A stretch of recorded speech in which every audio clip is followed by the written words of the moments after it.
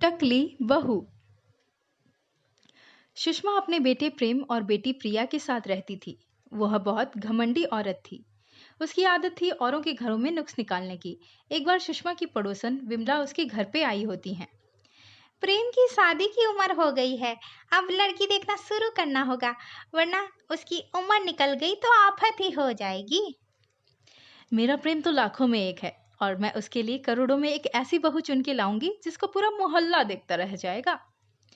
आजकल अच्छी लड़की मिलना इतना भी आसान नहीं है। अगर आपके सुपुत्र को लड़की मिल सकती है तो मेरा प्रेम तो अच्छी खासी लड़की ले आएगा।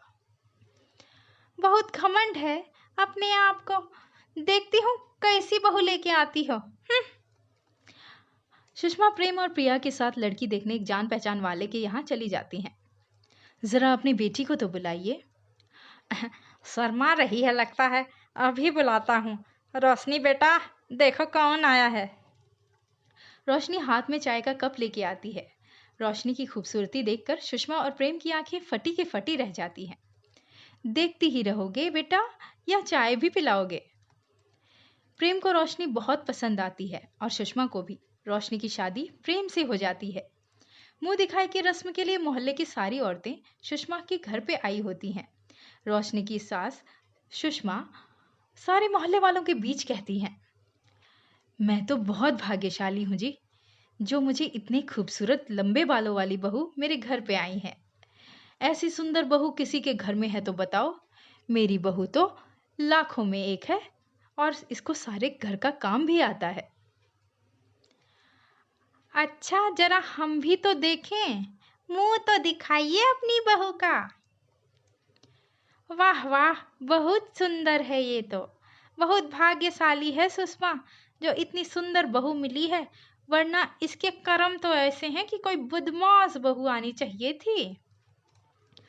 सभी को रोशनी बहुत पसंद आती है। रोशनी बहुत अच्छे से घर को संभाल लेती है और सबको खुश रखती है। कुछ दिनों के बाद विमला जी के बेटे बहू की एनिवर्सरी का फंक्शन रहता है। इसका इनविटेशन सुषमा जी के घर पे भी आया हुआ रहता है। सुषमा बहुत सुंदर साड़ी पहनकर विमला जी के फंक्शन में जाती है। सुषमा इतनी खूबसूरत लग रही होती है कि उसके आगे विमला जी की बहू बहुत फीकी लग रही होती है। बोलिए, पार्टी तो आपके घर में है, लेकिन जैसे लग रहा है हमारे घर में पार्टी हो रही है। चलिए, कोई बात नहीं। सुषमा की बात से विमला बहुत चिढ़ी हुई रहती है। पता नहीं सुषमा, आपने आपको तुम पता नहीं ये क्या समझती है। अभी इसकी बहू को सबके सामने शर्मिंदा नहीं किया तो मेरा नाम भी विमला नहीं। तभी सामने से रोशनी जा रही होती है कि उसी वक्त विमला रोशनी के पैरों में अपनी टांग अड़ा देती है, जिसके कारण वो गिर जाती है और उसकी विग बाहर आ जाती है। सबके सामने उसका मजाक बन जाता है। सब लोग खूब हंसने लगते हैं। हे भगवान, ये तो टकली है। बोलो सुषमा, तुम तो अपनी बहू पर बहुत नाज करती थी ना, पर देखो मेरी बहू जैसी भी है, कम से कम उसके सिर पे असली बाल तो हैं जो तुम्हारी बहू के सिर पे हैं ही नहीं। पार्टी के बीच सभी लोग रोशनी को टकला देखकर उस पर हंसने लग जाते हैं। सुषमा बहुत नाराज हो जाती है और पार्टी को बीच से ही छोड़कर घर चली जाती है। अरे कुल्टा, तुझे क्या मेरा ही बेटा मिला था फंसाने को? मेरे तो कर्म ही फूट गए। तुम क्यों चुप हो प्रेम? मैं तो क्या ही बोलूं मामा, I was not expecting this.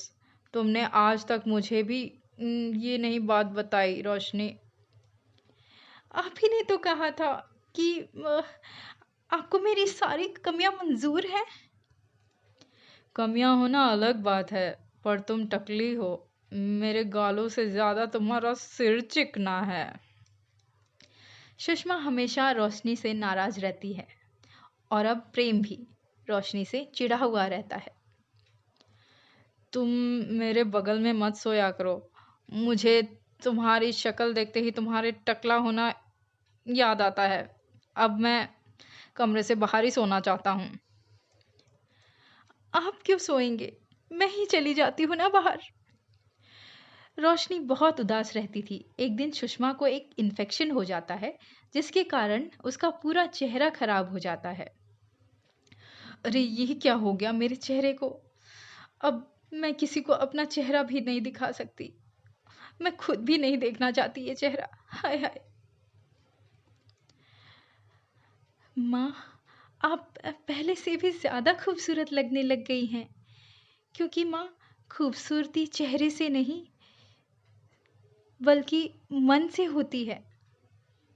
पहले लोगों को उनकी खूबसूरती से पहचाना था आपने, उनके अच्छे बर्ताव से नहीं। अब अगर आपका चेहरा खूबसूरत नहीं है पर आपका मन तो साफ हो गया ना, इसलिए अब आप पहले से ज़्यादा खूबसूरत लगती हैं माँ। सुषमा को एहसास होता है कि जिस बहू को टकले होने पर इतना ताना दिया करती थी, वही बहू आज उसके काम आ रही है और वही आज उसके बुरे वक्त में उसका साथ दे रही है।